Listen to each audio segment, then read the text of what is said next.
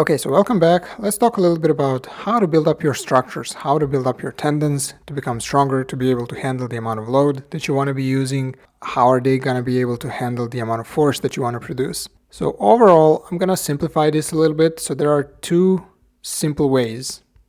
Well, they're not that simple, but they're easy to understand. So the first one is simply using high intensity in your movements is going to provide a strong signal for your tendons to grow stronger and thicker. And this is what happens a lot to people in strength sports. They end up having thicker tendons, stronger tendons, because during such high intensity, it's not just that you're creating some type of micro trauma, but it's also sending a really strong and powerful signal that these things need to thicken. It's the pressure. It's the pressure on your bones. Your bones need to become stiffer and stronger and denser, and it's the pressure on the spinal discs as well. It sends the signal that the outer layers of collagen need to laminate. They need to bond together. They need to create a more firm and stiffer structure to be able to handle all of the load that you're going to put on your back. For example, if you're going to be squatting, back squatting. And the second way to do it is by performing a really high amount of reps and overloading with a relatively light weight and performing the movements to super extended or super stretched positions, because this stretching under load is also going to be creating micro traumas in the tendons themselves.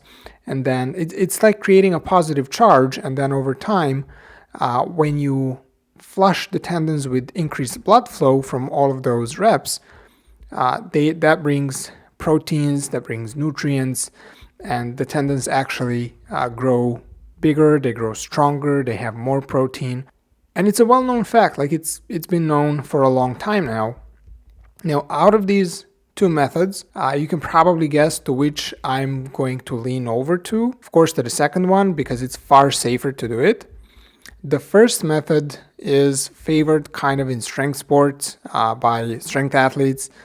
And somebody made a comment once about professional athletes and how professional athletes don't really do this, especially in strength sports, in sports like strongman, in sports like powerlifting. You got to understand, the professional athletes, people competing in these sports, are in 99% of times enhanced in some way. And when you're enhanced, it's just a whole new world. It's not just a world, it's a whole new universe.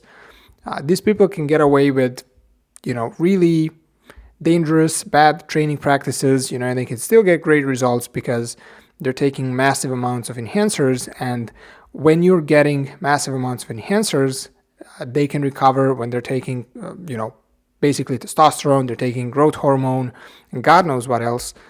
They can recover from things in far less time. They actually already have, and protein synthesis is increased to levels that no natural athlete can ever achieve. So they naturally end up with the thicker, stronger tendons, stiffer, denser bones, etc. So like I said, you probably know to which one of those options I'm leaning to. Of course, overstretching the tendons a little bit, overloading with minimal amount of load. And then that's it. Like, it's pretty simple. Now, how many times a week you may do this? That really depends. Like I said, when you're enhanced, you basically have like your protein synthesis is going to be elevated to like 2 or 3 or 4 times what the normal person will have. And you can basically do this like every other day or every day even. When you're not, you're going to want to pace yourself, and you're going to want to do this like maybe once or twice a week. So this is not something that you're going to be doing every day, because if you've created the demand for the tendons to become stiffer, for the bones to accumulate more calcium, it's a different story. You need to give it time to actually grow and to actually strengthen it, because if you don't, they're going to accumulate calcium, for example, and then you're going to tear it away again if you start training too soon. So it's better to be training less if you want to build up your structures than to be training more. I mean, actually, the adequate amount of space between training sessions is going to be the optimum, clearly. Okay, now let's go on to the practical application. I don't recommend the first method. I think it's very risky, simply using heavy loads, training at such a high intensity. I think a lot of people wouldn't really apply it right, and even if they did, the risks are just too high for my taste. The second method is far safer, but I think sometimes it's applied incorrectly, so I'm going to try to explain in a few short sentences how to do it correctly. So you're going to choose a weight that you can perform anywhere between 20 to 50 reps. So that's your rep range.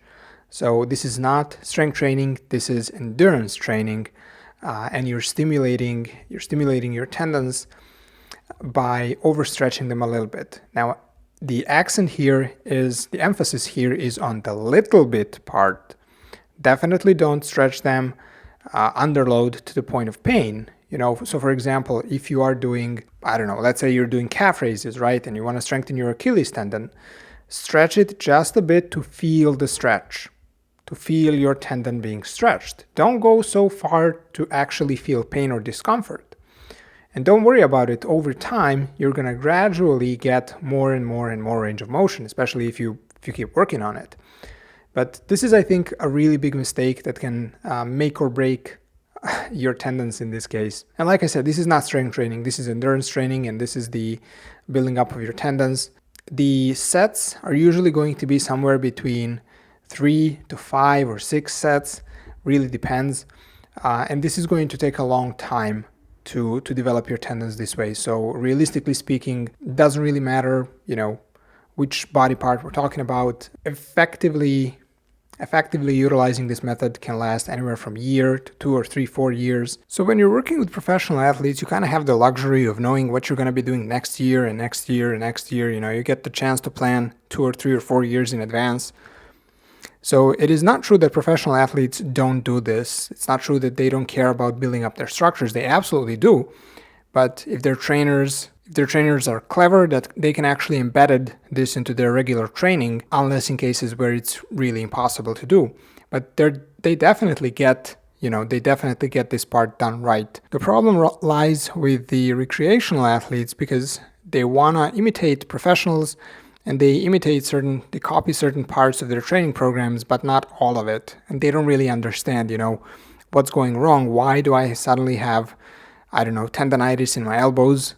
And it's that they didn't really understand how important the process of building up your structures is, and they've just skipped it, and they're just focused on the skill work or on the muscle mass or on the strength components, and they actually skip this, which is a really, really bad idea. It's really unfortunate.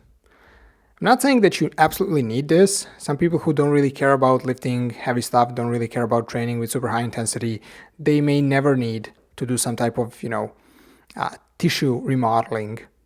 But realistically speaking, I think a lot of people would benefit tremendously from doing things like these. And I wouldn't really be worried about the standards, as long as it's still comfortable with the weight that you're using to overload it, and that you can, safely perform somewhere between 20 and 50 reps. I would definitely advise you to start with 20 reps with certain weight, and then don't go up in weight until you hit 50 reps comfortably. And you may think this is a lot, but it's really not, because like I said, your goal here is we're not talking about muscle strengthening per se. So this training these protocols are designed to strengthen your connective tissue, and your connective tissue has like 10 to 20% of metabolic rate as your muscles, and they're going to need a lot longer time, and they're going to need a lot more blood flow, creating an electrical charge in your tendons, in your tissues, and then you're bathing your tissues with blood to provide the nutrients and to accelerate the metabolic rate of these structures. Okay, I hope this has been informative. Don't forget to use adequate amount of protein in your diet, to eat the right amount of protein, because if you don't, the tendons are not made of air, unfortunately. So keep that in mind. I hope this helps. I'm really glad that this type of training is actually getting popular in the mainstream media. I just need to point out that this doesn't mean that you're going to turn into a Wolverine and be invulnerable to any sort of damage that you could sustain during training or competition or sports. But it just means that you're going to be reducing your chance of getting injured in the, let's say, higher intensity activities, whether you're landing, whether you're jumping and landing, suddenly changing direction, lifting a lot of weight in some form. So you will greatly reduce your chances and risk of injuries such as tendon snaps, tendon damage, connective tissue damage, connective tissue inflammation, and so on and so forth. So you're not going to become a superhuman. That's a fantasy, but this is a great way to actually keep healthier and be able to exert the amount of force that your muscles can handle, but in order to do that, your tendons need to be able to handle it as well. Okay, I hope you enjoyed this. I'll talk to you some other time.